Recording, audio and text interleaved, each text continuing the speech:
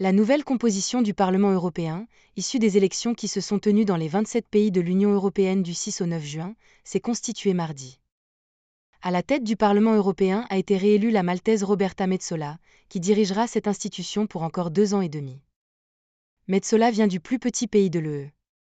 Elle a été élue pour la première fois en janvier 2022, après le décès de son prédécesseur, David Sassoli. Metsola a été élue par 562 représentants européens. C'est la 10e composition du Parlement européen, qui compte 720 députés. Parmi eux, 54% sont de nouveaux noms, tandis que 39% sont des femmes. Nous devons nous lever et être prêts.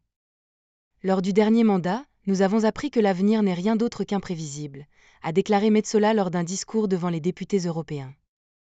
Cela doit être une maison qui ne peut pas avoir peur de diriger et de changer. Nous avons commencé, mais nous n'avons pas encore fini, a-t-elle ajouté.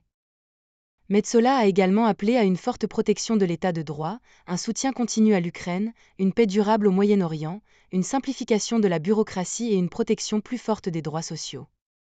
Les députés européens sont les seuls représentants des institutions de l'UE à être directement élus par le peuple. Parmi les premières tâches de la nouvelle composition du PE sera l'élection du président de la Commission européenne. Ursula von der Leyen vise une réélection et les gouvernements de l'UE ont déjà convenu de son nom.